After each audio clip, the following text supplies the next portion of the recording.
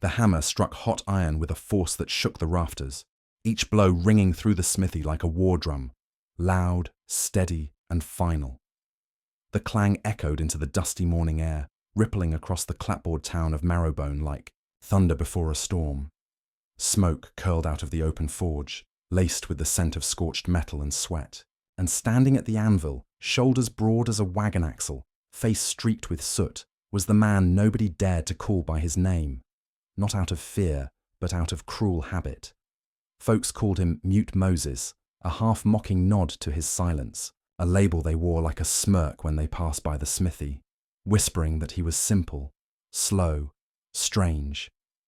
They said he didn't speak because he couldn't. Said he couldn't hear a church bell if it rang 3 feet from his skull. Said the only reason he wasn't thrown into an asylum or shipped off to some missionary boarding school was because he could twist horseshoes into perfect circles and straighten a bent rifle barrel better than anyone for 100 miles. But they didn't know about the box in the back of the forge. They didn't know about the long wooden case, with the hand-carved lid tucked behind an old workbench, hidden beneath a patchwork quilt that had once belonged to a woman he'd never speak of again. They didn't know what rested inside it. They didn't know the hands that hammered iron had once drawn a bead on outlaws from 1,000 yards without blinking. They didn't know the man they mocked had once been known by another name altogether, Whisper. And if they had known, well, maybe they would have kept their mouths shut when Sheriff Crowley's boys rolled into town, drunk on shine and power, looking for someone to lean on. Maybe they wouldn't have started with the blacksmith. The trouble began the same way. It always did, with a horse thrown lame and a deputy too proud to admit he didn't know a forge from a frying pan. Deputy Hale, lean and grinning like a weasel with a badge, brought in his mount limping on a torn shoe. Moses met him at the door, nodded once, and gestured toward the post out front. He didn't speak, just pointed, waited. "Damn freak," Hale muttered, loud enough for anyone passing by to hear. "You deaf or just too dumb to say hello?" Moses said nothing, just reached for the reins and led the horse into the yard. But his shoulders tightened. Just a fraction, just enough. Inside the smithy, with the horse tied and the fire roaring, Moses got to work. He didn't need to hear the jeers through the open door. He could feel them, like nettles on his back, the way men leaned on the rail to watch and laugh. "That old coot ever blink?" asked one.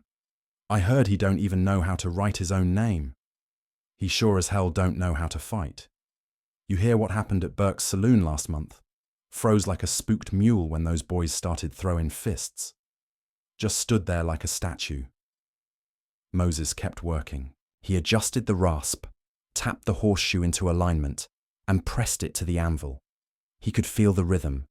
Even if he couldn't hear the heat hiss, he knew the sound it made. It lived in his bones now, where memory replaced the world. That silence stole from him. He struck it twice, flipped it, struck again. "Must be lonely," one of the deputies laughed. "Living in your head like that, maybe that's why he keeps to himself. Think he's trying to talk to God?" Laughter, then a pause, a long one, because Moses had turned, slowly, deliberately, and for a heartbeat, the men outside saw something in his eyes that gave them pause. Not rage, not sadness, not even hurt. Stillness. Not the kind that comes before a storm, but the kind that rides the storm itself. Calm, cold, certain. He didn't say a word, just stared, then turned back to the anvil. The laughter resumed, louder now, emboldened. It wasn't until the sun started to dip low that the second wave came. Hale again, this time with his brother Jesse and a third man, broad-shouldered and mean-eyed, a bounty hunter named Vickerman. They'd been drinking. You could smell the rot gut from across the yard. This time, they didn't bring a horse. This time, they brought chains. "You've been awful disrespectful," Hale said, his hand resting on the butt of his pistol. "Some folks think you got something to hide. You don't talk, don't write, don't even tip your hat. That makes people nervous, Moses. Makes them wonder." Jesse grinned, chewing on a matchstick. "Maybe we ought to take a peek around back. You got any contraband back there, huh? Or maybe just a bunch of old underwear and dirty pictures?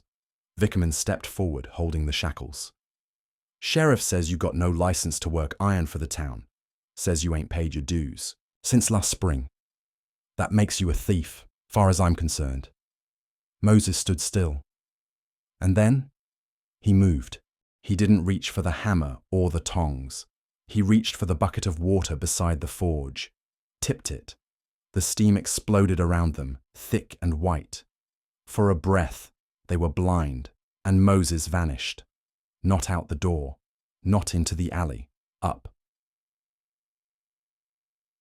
Shush! Beams overhead groaned as he landed, boots striking wood, body moving with a grace none of them had expected. He leapt from the loft and came down hard, shoulder first, into Vickerman's chest. The man crumpled beneath him like a dropped sack of coal.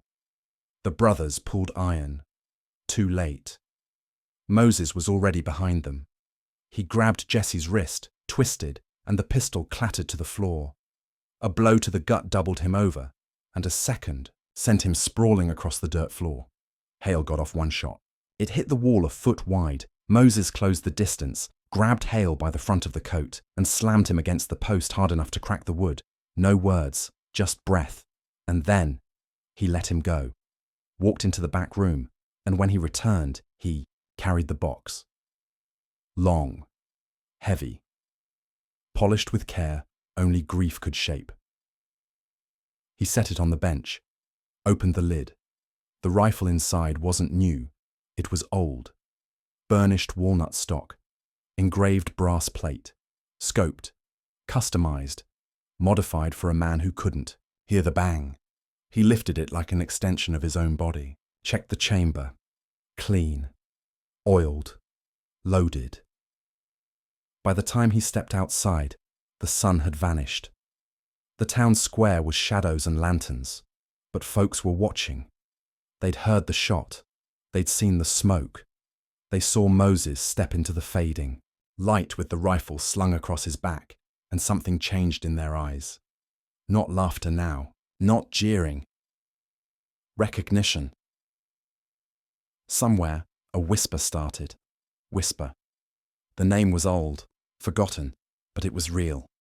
Because a long time ago, when the war between the states burned like fire across the land, there was a marksman who fought without orders, without fanfare. A man who travelled alone, took no pay, answered to no rank.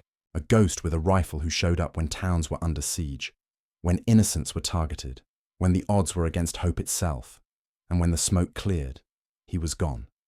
They called him Whisper, and now he was back. Moses didn't stay in the square long. He walked straight for the edge of town, rifle steady, head held high. He had work to do, because the men who mocked him had just drawn blood, and they had no idea what that meant. Not yet. But they would. Night settled on Marrowbone like a heavy quilt stitched from smoke and silence. The stars were buried beneath a haze of dust, and the only sounds were the creak of dry wood and the rustle of old paper signs nailed to crooked boards. The town's lanterns flickered weakly against the dark, casting long, twitching shadows. Down the alleys and over the shuttered windows of shops already closed tighter than a banker's vault. But every soul in town, those behind curtains, crouched in back rooms, or nursing a shot glass with trembling fingers, knew something had shifted. Something old had stirred, risen from the dust like a forgotten outlaw crossing back over the line. The blacksmith was gone, but the man he used to be had returned, and that man didn't forget. Hale and Jesse had dragged themselves from the smithy in a daze of bruises and humiliation, trying to explain what had happened with bluster and half-truths to Sheriff Crowley. But even Crowley, a thick-necked man who chewed on law books only when it suited him, could feel the air tightening. Something about the way Hale stammered when he said, "He just moved, like a ghost. I didn't even see him," made the sheriff's skin crawl. Vickerman hadn't woken up yet. His ribs were cracked, one eye swollen shut, and that rifle.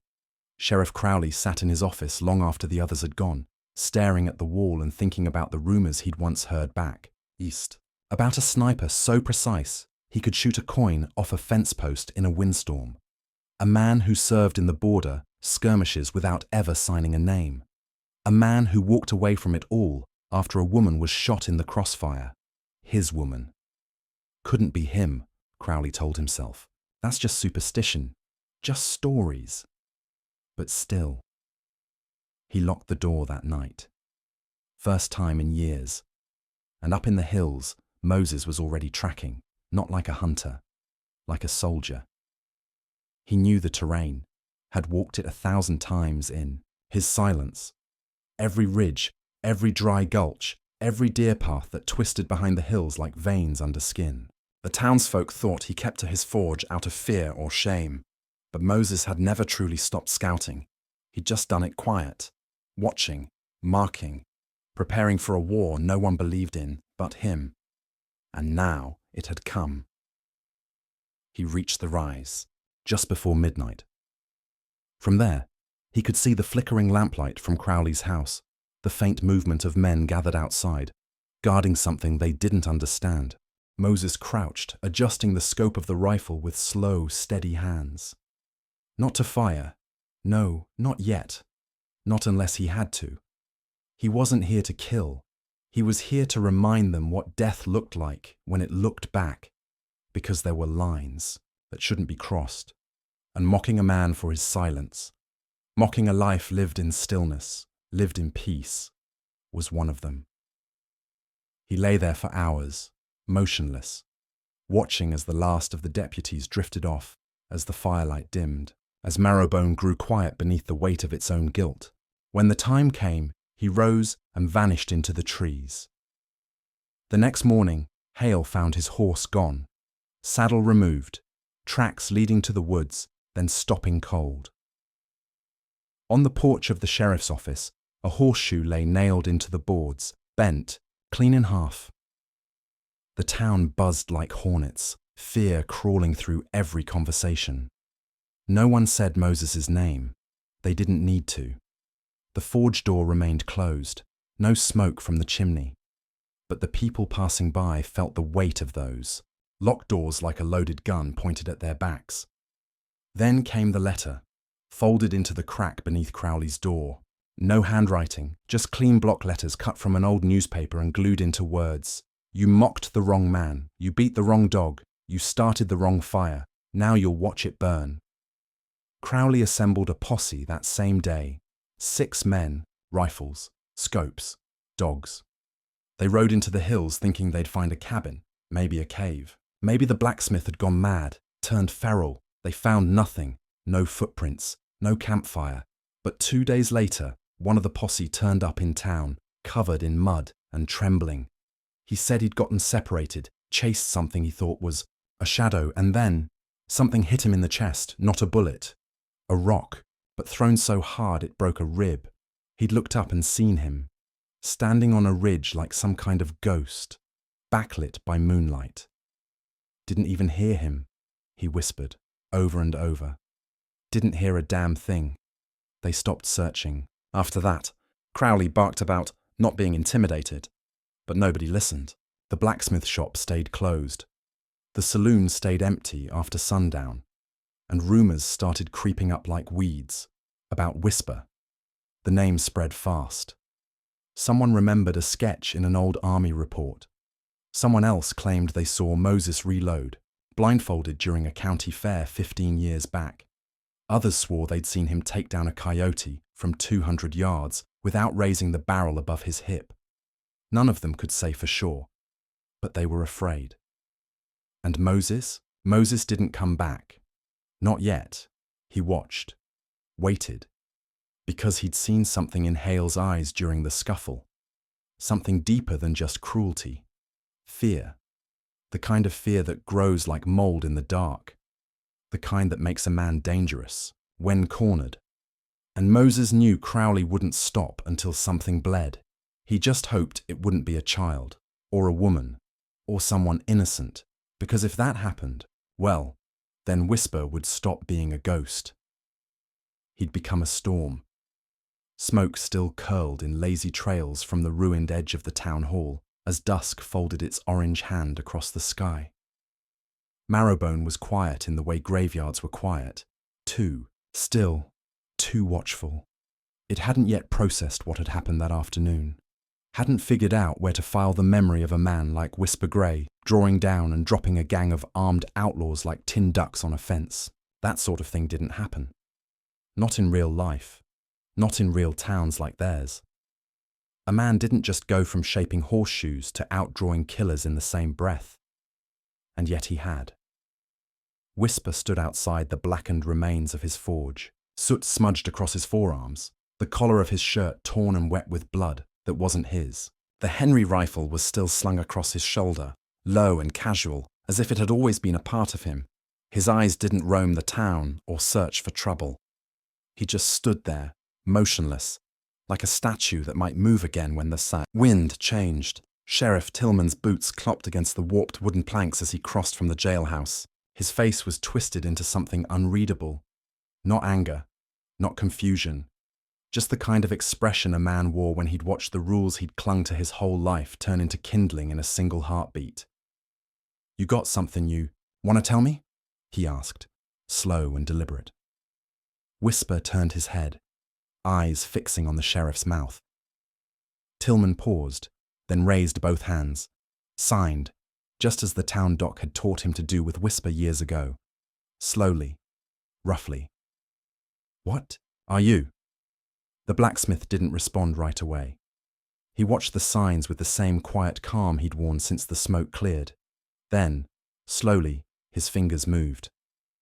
"I'm the man who ended your problem." That was it. No explanation, no confession. Just a truth bald enough to silence a courtroom. But Tillman wasn't here to argue. He let out a breath through his nose, rubbed at the days-old stubble along his jaw, and glanced toward the outlaws' bodies now piled under tarps outside the jail. "You shoot like someone trained at Fort Griffin," he said, "but you live like someone with no interest in being remembered." Whisper didn't answer. Didn't need to. The air between them was thick with things neither man would say. Behind them, the town began to stir. Not all, at once, but in fits and starts. A curtain twitched here, a porch creaked there. The scent of scorched wood was giving way to supper smoke again, and mothers were beginning to call their children back inside. But the mood hadn't lifted. Not yet. The weight of what they'd seen was too fresh. And then came the problem. 2 riders on the ridge. One bore the blood-red sash of El Circulo Muerto, a name whispered along border towns and traded in hushed rumors among bounty hunters. The other carried a scoped rifle across his back, and a cold stillness in the way he scanned the town below. They hadn't approached yet. They hadn't needed to. The message was in their posture, in the tilt of the horse's head, in the way dust coiled around their boots like it didn't dare settle too long. "They ain't just scouts," Tillman muttered, eyes narrowing. Whisper said nothing. He stepped off the boardwalk and walked into the main street, rolling his shoulders as if shaking off an old coat. His fingers reached for the rifle's worn walnut stock like they'd missed it, like they'd been aching to feel it again. Takan, 2 riders didn't flinch, but they watched. "You reckon they're here for the boys you dropped?" the sheriff asked. Whisper finally spoke, voice low and rough with disuse. "No, they're here for me." It took Tillman a second to register the words, then another to understand the weight of them. "You?" he asked, incredulous. "Why?" Whisper turned, his expression unreadable. "Because I used to wear that same sash. They came that night, not with a thunderous charge or a storm of bullets, but with surgical silence. A rider dismounted near the livery. Another scaled the roof of the general store with a carbine slung across his chest. These weren't outlaws. They were hunters, trained, precise, men who had learned how to move through darkness like it was. A second skin. Inside the jailhouse, Tillman sat with his shotgun across his lap, chewing on a sprig of sage, every sense stretched thin. He wasn't sure if he trusted Whisper, but he had seen what the man could do. That brought him something like faith. Whisper stood outside the forge again, this time not as a blacksmith, but as a sentinel. He was calm, too calm, like the storm hadn't caught him off guard at all. Then the first shot cracked the silence. It struck the sheriff's office, splintering the window beside Tillman's head. He dove, rolled, cursed, and fired blindly out the door. Chaos erupted. 3 men broke cover from the north alley, rushing toward the general store. Another 2 came from the stables. Whisper didn't move. Not at first. He waited until one of the riflemen stepped into the open, raising his weapon toward the hotel balcony. The Henry roared once. The shooter dropped like a stone. Another burst came from the rooftop. Whisper didn't blink. He crouched, rolled forward, and snapped off 2 more rounds, one for the flash, one for the shadow behind it. Down, down, down. Within moments, 5 of the attackers lay still. The 6th turned and ran, vanishing into the tree line behind the old cemetery. Silence again. Tillman staggered from the jail, panting, eyes wild. How in God's name? He looked at the rifle, then at the man. How do you know where they are? You can't hear nothing. Whisper holstered the Henry on his back and pointed to his eyes. What I lack in sound, I make up for in watching. That was when the boy stepped forward. Lucas Nance, barely 16, hair matted with sweat, hands shaking from holding a rifle too big for him. He stared at Whisper like the man had just walked out of a dime novel. My pa said you were just a cripple with muscle, he said. Said you weren't right in the head. Whisper crouched in front of him, signed slowly. Then your pa's a fool. Never mistake quiet for weakness. The boy nodded once. He'd seen it with his own eyes. By morning, the town was changed. Not just because the gunman had come and failed, but because they finally understood the man they had mocked for years. Whisper wasn't just a smith. He wasn't just a recluse who didn't talk. He was a weapon that had been laid down. A soldier who had once ridden with men whose reputations stretched across borders. Who had trained in the mountains of Sonora and fired weapons blindfolded just to prove he could.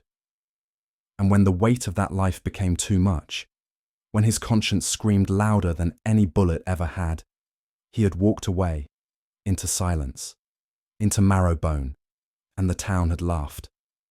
But they weren't laughing anymore. Now, they stepped aside when he passed. They nodded with respect. They watched, because they understood what he had given up to live among them, what he had chosen not to be. And maybe, just maybe, there was still more to that story.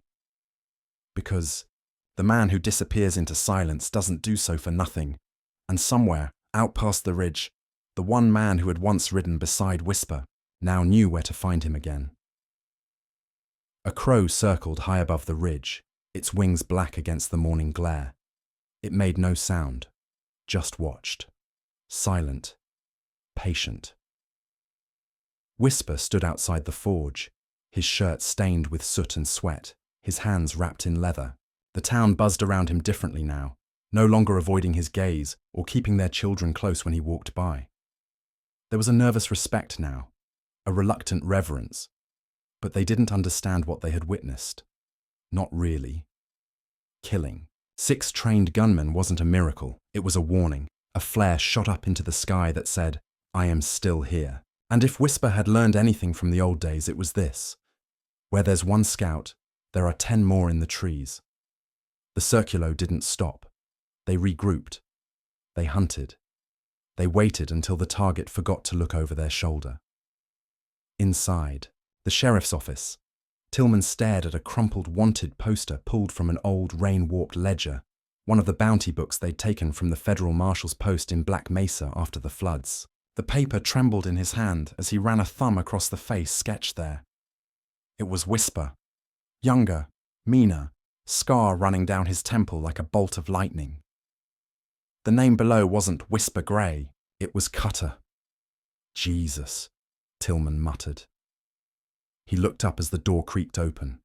Whisper stepped inside, ducking slightly beneath the crooked door frame. His eyes flicked to the paper, saw it, didn't flinch, just reached for it with one hand, and held it up to the light. The flicker of fire through the stove behind him cast shadows across the lines of the sketch. It was a good likeness. Too good. Cutter, huh? Tillman asked. That your name before Marrowbone? Whisper stared at him for a long beat. then set the poster down on the desk and signed. That name belonged to a ghost. I buried him 12 years ago. The sheriff shook his head, still stunned. Says here you was wanted for treason, robbery, 5 counts of murder and desertion. Says you were trained by General Arguelles himself. Whisper didn't deny it, didn't try to explain. He just signed, I did terrible things. But I did them for men who were worse. Later that afternoon, with the forge hammer still cooling behind him, Whisper walked up to the church bell tower. From there, the whole town spread below like a half-finished drawing. Rooftops uneven, smoke curling from half-choked chimneys, children darting between laundry lines. It was quiet, too quiet. He watched the ridgeline, every tree, every shadow. He knew they were out there.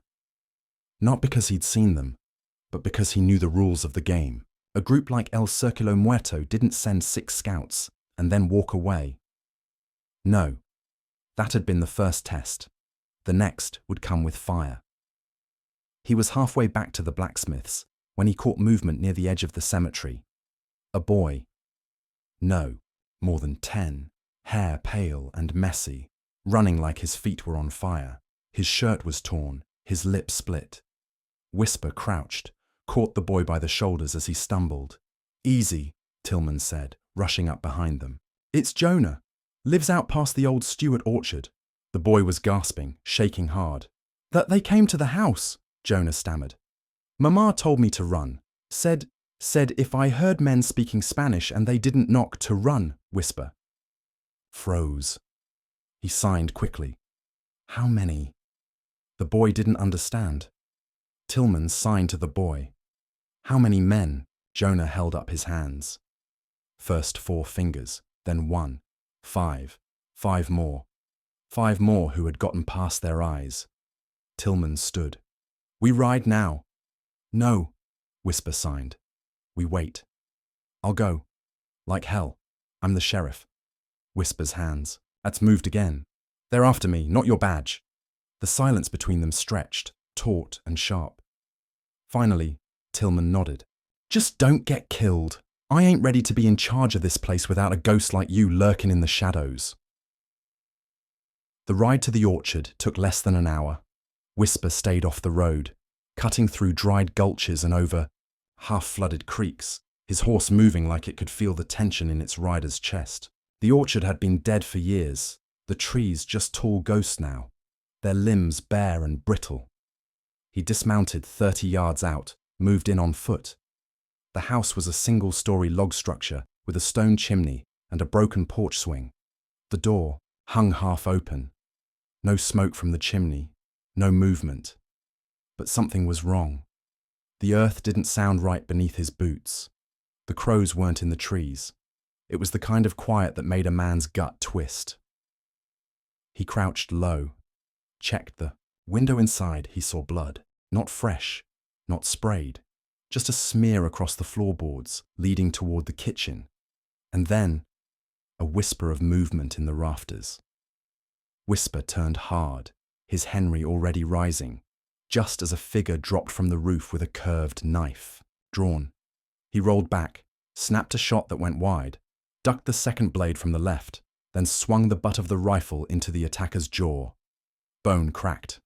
The man dropped. Another stepped into the doorframe, revolver raised. Whisper fired. Once, clean shot through the heart. 2 more came in from the back, yelling in Spanish, Ahí está, el traidor. He ducked behind the chimney, ejected the spent round, and waited. 1 came first, boots too loud. Whisper stepped out and hit him with the barrel, hard. The 4th he shot. The 5th he let live, tied him to the porch post. And when the man woke 20 minutes later, bleeding from the leg and missing 2 teeth, Whisper crouched in front of him and signed something the man recognized. Not words. Symbols, the kind taught only to the circulo. The man's eyes widened. Cutter. Whisper didn't answer. He just raised the Henry slowly, chambered another round and whispered aloud. More breath than sound, but enough. Tell Reyes I'm not hiding. Tell him I left so I wouldn't become him. The man nodded, trembling. Whisper stepped back and vanished into the orchard, leaving blood and smoke behind. That night, Marrowbone gathered inside the church. Even the drunks came. Even the bastards. Because something had shifted again. Whisper had not just defended them. He'd gone out and stopped more from coming. Word had spread. Fast, like lightning down dry grass. Sheriff Tillman stepped up to the pulpit, looked out at them all, then to Whisper, who stood in the back with his arms crossed. "This town owes its peace to a man we laughed at," Tillman said. "A man we thought was broken, dumb, worthless." He paused. "He's none of those things, and I think it's time we admit that." Murmurs rippled, but no one disagreed. Then the sheriff reached under the lectern and lifted something wrapped in oilcloth. Unwrapped it, held it high. It was a badge, the deputy's star. He offered it across the aisle. Whisper didn't move at first. Didn't blink, just watched. Then he stepped forward, and for the first time in the town's memory, he smiled, but only for a second, because deep down, he knew what was coming. Reyes wouldn't let this stand, and Marrowbone would have to be ready. 3 days passed like wind through dry leaves. The skies turned that pale blue color that only came before summer storms, and the scent of distant rain hung in the air like a threat. Thunder rolled low on the horizon, but no water came, just heat. Dry, aching heat that cracked wood and baked the bones of the land. Whisper kept busy. The forge glowed late into the night, the hammer never resting, metal singing its hard rhythm. It was no longer just horseshoes or hinges now. It was blades, barrels, iron spikes with hooks on the end, traps, barbed plates that could be buried in sand and hidden under leaves. He worked with that old soldier's precision, every measurement, exact, every curve forged with intent. The townsfolk watched him warily, not out of fear anymore, but something closer to awe. He was the thing between them and the grave now, a quiet wall of muscle and fire who didn't sleep much, didn't eat much, and didn't speak unless he had to. And when he did, it was with purpose. The morning of the 4th day, a rider came in from the North Trail. Not a scout. A boy. 17 maybe. Face burnt red, skin dusted white with road grit, eyes wide with panic. His horse was bleeding from the mouth. Foam crusted around. The reins, he didn't wait to tie it down, just stumbled into the sheriff's office and collapsed on the floor. Sheriff Tillman caught him before he hit the desk. "What is it, son?" he asked, kneeling. The boy gasped. "They took Black Hollow." The room went silent. Whisper looked up from his corner, arms crossed. "What do you mean, took?" Tillman said. "They came out of nowhere. 20, maybe 30 of them. Not just gunmen. They had flags, black ones, with bones." That silenced the room. There was only one group that used those flags. Circulo Muerto. The sheriff helped the boy to a chair and poured him a glass of water. Whisper watched it all, then moved to the map tacked to the back wall, an old war chart, faded with ink and creases. He tapped Black Hollow, then traced his finger along the ridge toward Marrowbone. Only 2 towns stood between the dead place, and here, Tillman saw it too. "We got, what, 2 days?" Whisper signed. Maybe less.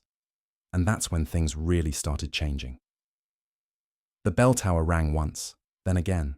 Tillman ordered the evacuation of the outer farms, and Whisper moved among the houses like a ghost, marking each window, each alley, each rooftop with chalk signs no one recognized but him. Symbols of defense, angles of fire, death corridors. It was a language spoken only by killers. Children were pulled from schools and taught how to carry water, how to run messages, how to move when bullets fly. The church basement was turned into a med bay, the old bank vault, ammunition depot, the saloon, headquarters, the blacksmith's forge. Now, a war machine. Whisper pulled metal from beneath the floorboards, old caches wrapped in oilcloth and marked with the red eagle seal of the Republic. Things no one in town had ever seen before. Mortar tubes, fragment rounds, rusted repeaters with bayonets that clicked in like they were made yesterday. He taught them how to hold a rifle, how to fire from the hip, how to breathe when they were bleeding. And slowly, reluctantly, the people of Marrowbone began to realize something horrible. They were not ready, but they had to be. Meanwhile, in the canyons far south of Black Hollow, a man sat beneath a twisted tree, chewing on dry jerky and watching a crow pick at a skull. His name was Reyes, Don Emilio Reyes. He wore silver rings on each hand, each one shaped like a different animal. Wolf, serpent, eagle, rat. His hat was flat-brimmed and black. His coat was made of stitched-together hides, human hides. "Your scout didn't come back," said the man beside him, a wiry gunman with a scar across his nose. Reyes didn't respond, just spat. "Was the deaf one," the man continued. "The ghost. Cutter. He's there." Now Reyes looked up. His eyes were yellow. Not from sickness, just wrong, like a wolf pretending to be human. "Then I suppose we must go meet our old friend," Reyes said. He stood, dusted off his coat. The men behind him, 18 in total, all killers, all branded on the chest with the black ring of the circle, began mounting up. Reyes didn't hurry. He moved slow, like a man who knew the end was coming, but wasn't in a rush to meet it. "He should have stayed dead," Reyes murmured. Cutter always was too sentimental. Back in Marrowbone, Tillman sat in the jailhouse reading a letter left by one of the last riders who made it through from Black Hollow. It was a blood-stained scrap of parchment stuffed into a child's doll. Only 5 words on it. They skinned. "The preacher alive." He handed it to Whisper without a word. Whisper read it, didn't react, just stared at the wall for a long time. Then he signed. "We don't have time for fear." The sheriff nodded. "You still think we can stop 'em?" Whisper's hands moved slowly now. "No, we can't stop them. But we can make them pay for every step, every breath, every name on every grave." Outside, the townsfolk had gathered again. The kids, the old folks, the whores from the saloon, the ranchers and carpenters and drunks. They looked toward the jailhouse like it was a church now, waiting, hoping. Tillman stepped out onto the porch and held up both hands. "All right," he said. "Listen up. You've all heard the stories. You know what's coming. And I won't lie. To you, some of us ain't gonna make it. Hell, maybe most. Murmurs. But if we go down, we do it on our feet. Together. You've all trained. You've seen the way Whisper works. Follow his signs. Follow my orders. And remember, we ain't just defending a town. We're defending each other." A pause. Then he pointed at Whisper. "This man saved us once. He might have to do it again. Don't let his silence fool you. He hears more than most of us ever will." Whisper stepped up beside him. Didn't speak. Didn't need to. Just raised his fist once, and the town raised theirs in return. Even the kids. Even the blind. That night, the wind shifted, and the sound of hooves carried on the breeze. The war was about to begin. Not with a cannon shot or a declaration. Just a whisper, a death breath, and then fire. The first shot came at dawn, a single crack on the north ridge, sharp and distant. Not a warning, not a signal, just death. A lookout fell from the church spire, neck twisted like wrung cloth, a crimson ribbon spraying across the bell. He hadn't seen the shot coming. No one did. There was no echo, no flash, just him standing 1 second and gone the next. Whisper was already moving. Boots hit earth. His coat flowed behind him like a shadow unbound. His rifle, a long-barreled sharps with hand-etched runes across the stock, was in his hands before anyone saw him reach for it. He didn't look at the body. He didn't mourn. There wasn't time. The circle had arrived. From the ridges, dark figures rose like ghosts, 25 at least, maybe more, leather-wrapped, Dust-slicked bastards with long guns and short tempers. Reyes wasn't with them, yet. This was the opening act. A probing, a test. And Marrowbone answered. The town had been reshaped. Barricades of overturned wagons and sandbags, rooftops covered in canvas blinds, fire lanes marked with white dust. Men and women moved not in panic, but like trained militia. Hunters waiting behind cover, rifles steadied against stone and steel. And at the center of it all, the blacksmith. Whisper knelt behind the old barber's shop, one knee in the dirt, breathing slow. His fingers counted off the seconds since the shot. Then he raised his scope. Movement. Two shapes crouched by the far barn, 300 yards out. He saw the flicker of steel, the shimmer of sweat on a cheekbone. He exhaled, then fired. The first man's head snapped sideways, clean through the temple. The second dove too slow. A second shot hit him in the gut. He dropped screaming. Whisper adjusted, shifted position. He never stayed still. A stationary marksman is a dead one. He moved like smoke, sliding through alleys, eyes scanning for movement. By now, the rest of the town had joined the fight. Sheriff Tillman fired from the saloon balcony, using a lever-action Henry like he was born with it. Edna, the old widow, lit a Molotov with a cigar clenched between her lips and tossed it into the brush near the stables. Flames roared, and two more attackers shrieked as fire kissed their skin. Even the preacher's son, no more than 15, was hurling nails and broken glass from a bucket at any shadow that crept too close. It wasn't chaos. It was controlled madness. Marrowbone didn't break, but the circle didn't falter either.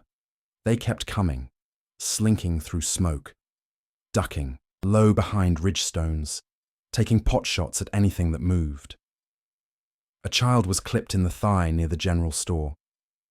His mother dragged him inside, teeth gritted, blood pooling in her boots. A rancher took a bullet in the chest and didn't fall until he'd fired 3 rounds back into the brush.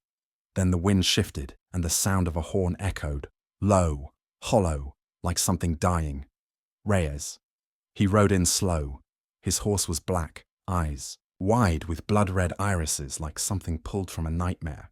He wore no hat now, just a bandolier of knives across his chest and a double-barreled shotgun slung casually across his lap. When he saw the town still standing, still fighting, he smiled. It wasn't joy. It was hunger. Well, he muttered. Looks like the ghost taught them how to bite. The men behind him fanned out. 7 of them, his personal guard. The real killers. The ones who didn't wear masks because they weren't afraid of being seen. They moved with purpose. Toward the south gate. Toward Whisper. Inside the smithy, Nora helped reload rounds. Her fingers were slick with oil and powder, sleeves rolled high, face smudged with soot. She moved fast, methodically, loading casings, handing clips, checking barrels. She hadn't spoken a word since the first shot rang out. Whisper burst in through the side door, bleeding from a graze across his ribs.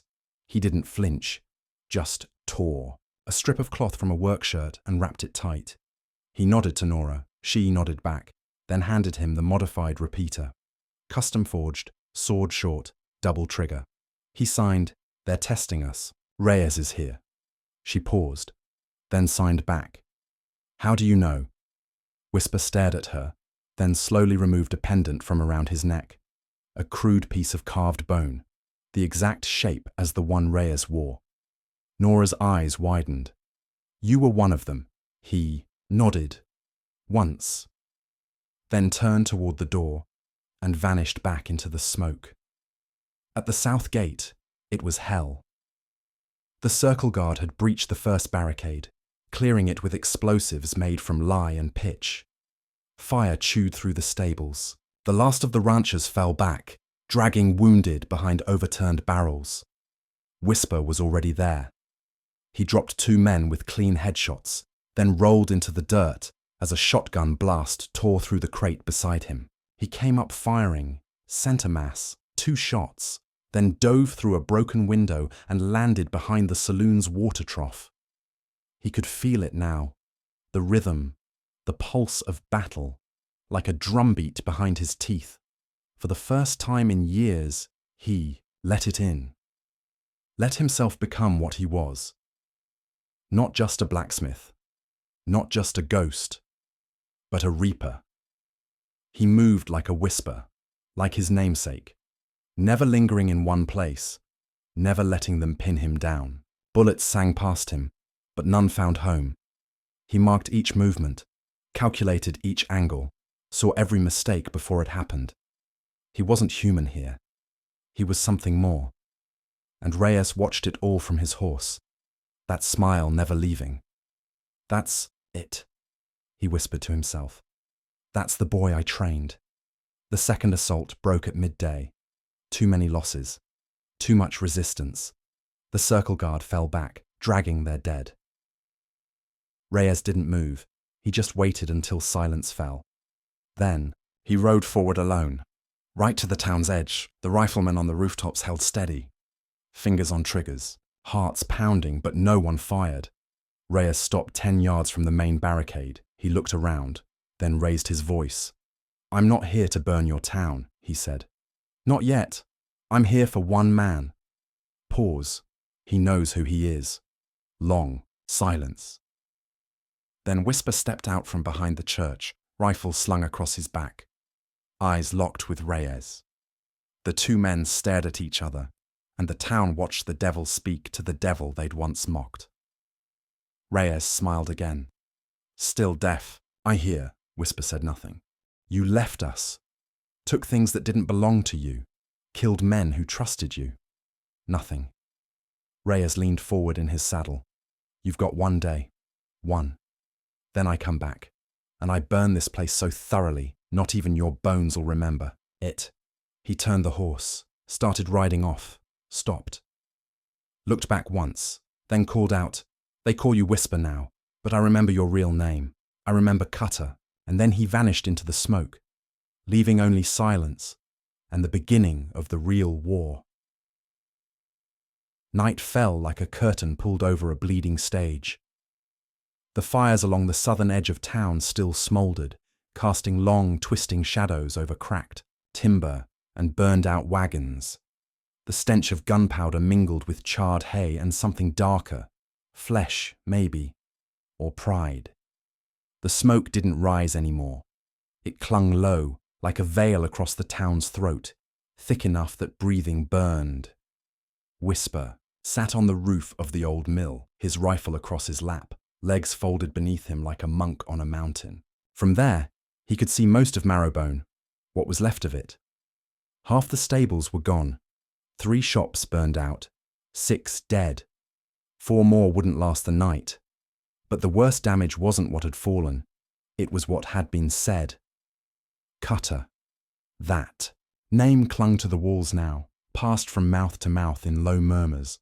None of them had known it, until Reyes said it, until the devil rode up and called the deaf blacksmith by a name sharp enough to bleed.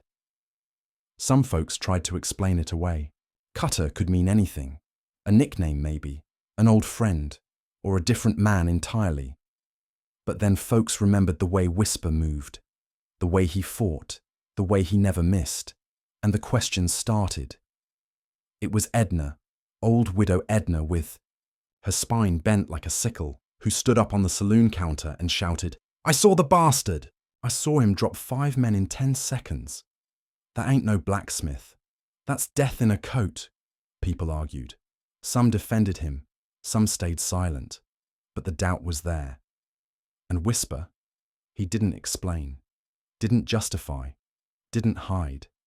He sat on that roof, eyes scanning the ridges, rifle across his knees, and he waited, because he knew Reyes, and he knew what came next. Nora found him near midnight. She climbed the ladder without sound, a shawl tight across her shoulders, hands scraped, raw from hauling ammo crates earlier.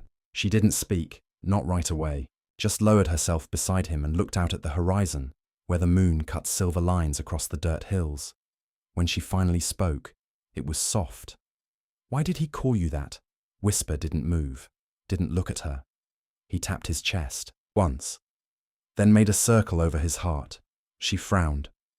You're saying it's part of you? He nodded. Was it a name you chose?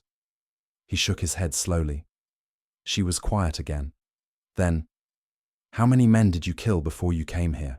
Whisper didn't answer. Not with signs, not with silence, and that was answer enough. Nora stared at him. You saved us, over and over, but you lied, all these years.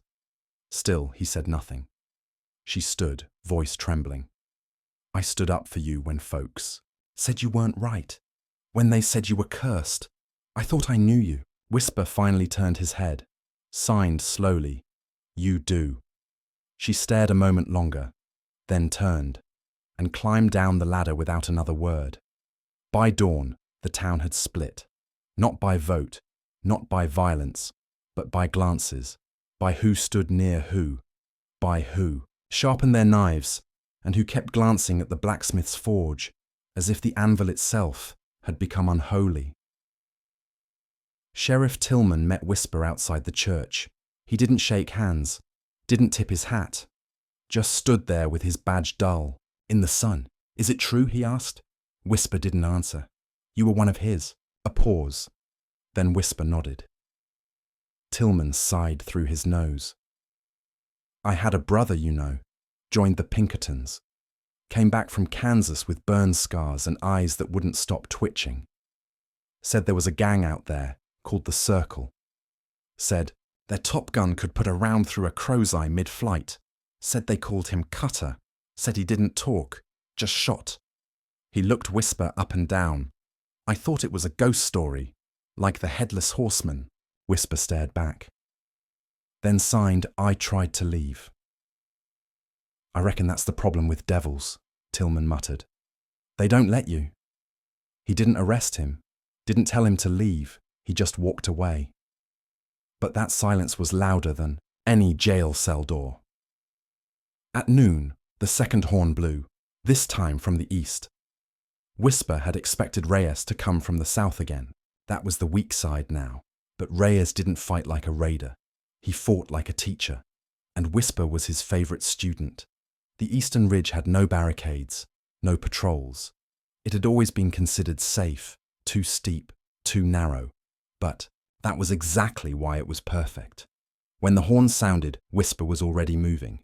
He sprinted across rooftops, dropped into the alley near the bakery, and reached the general store in time to see the first raider rappel down from the cliff face.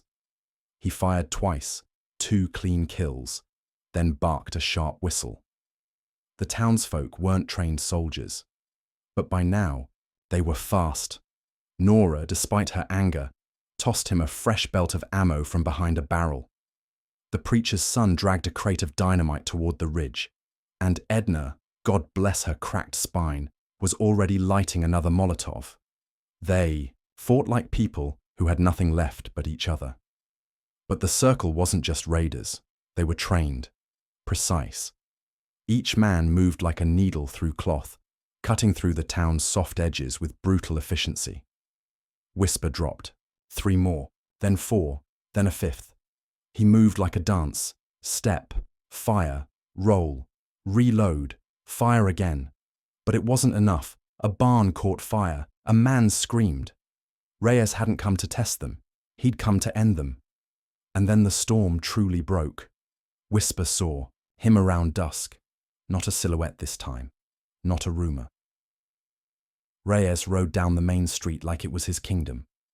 No more mask. No more mystery. Just that same cruel grin.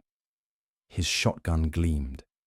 His eyes found Whisper across the courtyard. And he spoke. Loud enough for all to hear. You still a blacksmith, boy? Or you ready to be the killer I made you? Whisper said nothing, but he stepped into the center of the street, and the whole town held its breath. This was no longer about Marrowbone. This was a duel, a reckoning. 2 ghosts from the same fire. One who had escaped, one who never wanted to. Reyes dismounted, casually, like he was stepping down for a morning shave. He walked slowly. Whisper drew his rifle. Didn't aim, just held it low. Reyes stopped 20 paces away. You shoot me now. He said, your people'll call you a monster. You wait, I'll give you a fair fight. Whisper didn't blink, didn't move, but his fingers slid along the stock. Reyes laughed, then reached for his shotgun. Time slowed. The town held still. Then, a single shot. One. Whisper didn't wait. He didn't hesitate. The moment Reyes's hand moved toward the strap, Whisper's rifle cracked. The shot took Reyes through the hand. The shotgun hit the dirt. Reyes screamed. Whisper stepped forward, fired again. Knee. Reyes collapsed, and Whisper walked slowly toward him. The whole town watched. The blacksmith they had mocked. The man they had doubted. The man they now saw for what he was. Not a ghost, not a devil, but a reckoning. And he knelt beside the man who made him, looked him in the eye, and signed, "You die here." Reyes tried to speak, tried to lift a hand, but Whisper's final shot ended it. One clean bullet between the eyes. The last chapter of the circle, written in fire and silence. The silence after Reyes's death was not the kind that settles into calm. It was the kind that shivered, low and uncertain, through the marrow of everyone standing witness.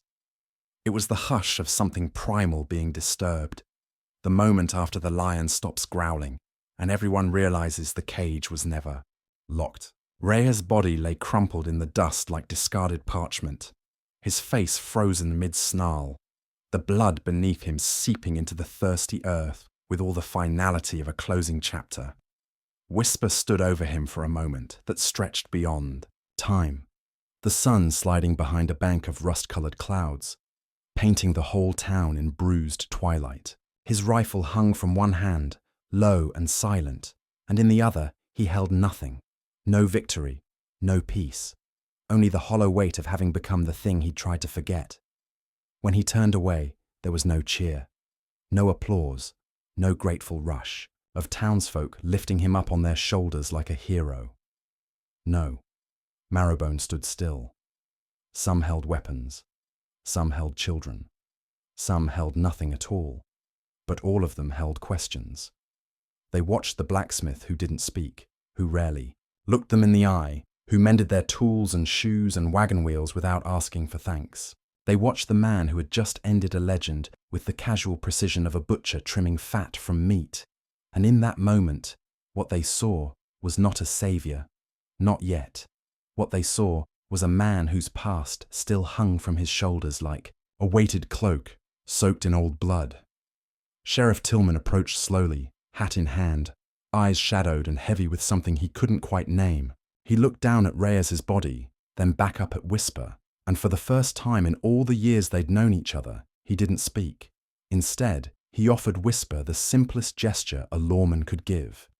He stepped aside, not as an invitation, but as an acknowledgement. Whatever came next, it would not be him who passed judgment. It would be the town. And the town wasn't ready. Whisper didn't speak, didn't nod. He just walked, past the church, past the burning barn, past Nora, who stood at the edge of the saloon steps, her eyes glassy and wide, her hands clutching the shawl tight over her chest, like it could shield her from the truth unraveling in front of her. He passed her without looking, and she didn't call out. She wanted to. Her mouth even opened, but the words, whatever they were, stuck in her throat like shards of glass. He walked to the forge. His forge. The anvil sat black and cold. The coals long since gone cold. The tools scattered and forgotten. For a long while, he just stood there. Then he knelt and began picking up the hammers, the tongs, the broken remnants of blades never finished. He didn't look at the townsfolk gathering behind him. He didn't turn when a child cried, or when Edna whispered something under her breath, sharp and afraid. He just worked, silently, methodically, as if he could hammer the blood out of his soul, one piece at a time. That night the town didn't sleep. They met in homes, in alleyways, on porches. They spoke in circles, arguments blooming like wildfires, old wounds resurfacing, trust unraveling. Some said he should be thanked. Others said he should be watched. A few said he should be run out before his ghosts brought more devils down on them. It was Clara Bennett, the school teacher with a spine of iron, who spoke clearest in the saloon. She stood up, hair still singed from a brush with fire, and said, "We can't pretend he ain't who he was, but we also can't ignore what he did. He stood, when none of us could. He bled for us. How many of you even know how to load a rifle? He could have run. He didn't. That has to count for something." But even Clara's words couldn't erase the fear, because fear didn't care for reason. It cared for safety. And Whisper, no matter what he'd done for them, didn't feel safe anymore. He felt like a fuse still burning. The next morning, the letter came. Folded into a plain envelope. No name. Just 3 words scrawled on the front in rough charcoal. For him only. Nora found it pinned to the door of the forge. She held it in her hands, longer than she should have, feeling the weight of secrets she hadn't earned. Then, finally, she walked inside, found Whisper at the anvil, pounding out a horseshoe like the world hadn't ended the night before, and held it out. He took it, nodding once in thanks, and opened it with careful fingers. Inside was a single sentence. "They know who you are now, and more will come." Beneath it, a symbol, not a signature, a circle, not drawn, branded. The circle wasn't gone. Reyes was just one limb, and limbs grow back.